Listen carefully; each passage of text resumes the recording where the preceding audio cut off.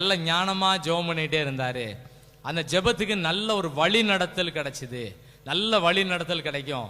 என்ன செய்யனே சில நேரம் தெரியாது, என்ன முடிவு எடுக்கன்னே தெரியாது. ஜெபம் பண்ணிட்டே இருங்க, ஆண்டவர் நல்ல செய்தியை போன் மூலமா கொண்டு வருவாரு, அழகான வழி நடத்துவாரு. ரெண்டாவது ஆமேன் சொல்றாங்க, நிறைய ரெண்டு பேரும் ஆமேன் சொல்லிருக்காங்க. சொல்லுங்க, ஒரு ஆமேன் சொல்லுங்க, அல்லேலியா சொல்லுங்க.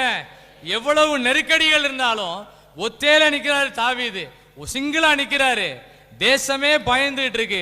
தாவீது சொல்றாரு, பயப்படாதீங்கன்னு சொன்னார். ஆமென், ஆமென். எப்படி சொல்ல முடிஞ்சது? தாவீதுக்குள்ள கர்த்தருடைய ஆவியானவர் வந்து இறங்கி தங்கி இருந்தாரு. யாருக்குள்ளெல்லாம் அபிஷேகத்தை யாரு விரும்புறீங்களோ அவங்களுக்குள்ள அபிஷேகம் தங்கி இருக்கும். ஆமென். அபிஷேகம் எங்க வீட்டுக்குள்ள தங்கி இருக்கட்டும்னு கேட்கணும். அபிஷேகம்னா ஏதோ நினைச்சிட கூடாது. அபிஷேகங்கிறது ஒரு காற்று போல நடத்துவாரு. நம்ம வீட்டுக்குள்ள அபிஷேகம் வந்ததுன்னா வீடு அமைதியா இருக்கும், வீடு மகிழ்ச்சியா இருக்கும். நம்ம வேலை செய்யற இடங்கள்ல எந்த டிப்ரெஷனும் வர வேண்டிய அவசியம் இல்லை. நம்ம இருதயத்தை நல்ல பக்குவப்படுத்துவார். ஆமென். போராட்டம் தான் நமக்கு ஆசீர்வாதம் சொல்லி கொடுப்பார். புலம்பல்ல போட்டிருக்கு, தன் இளம் பிரயாயத்தில் நுகத்தை சுமப்பது மனிதனுக்கு நல்லது. குட்டு, நல்லா இருப்பாங்க. சின்ன வயசுலேயே இப்படி ஒரு பிரச்சனையா நினைச்சிடக்கூடாது. சின்ன வயசுலேயே கஷ்டப்பட்டாதான் நல்லா இருப்பாங்க. பைபிள் கற்றுக் கொடுக்கு. அபிஷேகம் உள்ள இருந்தா நமக்கு வரக்கூடிய பிரச்சனையெல்லாம் நல்லதுதான் நமக்கு சொல்லி கொடுக்கும், கற்றுக் கொடுக்கும்.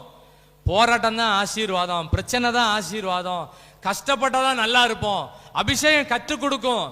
நீங்கள் அவராலே பெற்ற அபிஷேகம் உங்களில் நிலைத்திருக்கிறது. ஒருவரும் உங்களுக்கு போதிக்க வேண்டுவதில்லை. அந்த அபிஷேகம் சகலத்தையும் குறித்து போதிக்கும். நீங்க அதை விரும்பணும். அபிஷேகம் என்னை நடத்தட்டும்னு ஜெபம் பண்ணணும். அபிஷேகம் குடும்பத்தை நடத்தட்டும். அபிஷேகம் பிள்ளைகளை உணர்த்தட்டும். அபிஷேகம் இருதயத்துல பேசட்டும். ஜெபம் பண்ணும்போது அங்க இருக்க எல்லா பிரச்சனைகளையும் கர்த்தர் படிப்படியா சரி பண்ணிட்டே இருப்பாரு. நம்ம நல்ல லைஃப்ல அதான் பார்க்கலாம். ஆமென், ஆமென். கடைசியா இந்த தாவீது விசேஷித்த கிருபைகள் எப்படி பெற்றுக்கொண்டாருன்னு சொன்னா, அவர் சொல்றாரு, எனக்கு சின்ன வயசுல இருந்தே நான் ஜெபம் பண்ணிட்டு இருக்கேன். இனி வரக்கூடிய சந்ததிக்கு உமது வல்லமே நான் வெளிப்படுத்தணும். முதிர் வயதும் நரைமயிரும் உள்ளவனாகும் வரைக்கும் என்னை கைவிடாம நடத்துங்கன்னு சொல்லி இன்னும் அட்வான்ஸா ஜெபம் பண்ணாரு. அட்வான்ஸா ஜெபம் பண்ணாரு. கர்த்தர் அவரை நல்ல ஆச்சரியமா பயன்படுத்தினார். ஆமென், ஆமென். நல்ல சத்தமா சொல்லுங்க, ஆமென். நல்லா கை வைத்து சொல்லுங்க, அல்லேலூயா. இதெல்லாம் குறைச்சிடக்கூடாது. இதெல்லாம் குறைஞ்சிக்கிட்டே இருக்கும். இந்த ஸ்தோத்திரம் சொல்லுறது, ஆமேன் சொல்லுறது, அல்லேலூயா சொல்லுறதெல்லாம் குறைஞ்சிட்டு அதை குறைய விட்டுறக்கூடாது. தட்டி எழுப்பணும். அதை ஆமேன்னு சொன்னா பெரிய விடுதலை கிடைக்கும். ஸ்தோத்திரம் சொன்னா கிருபை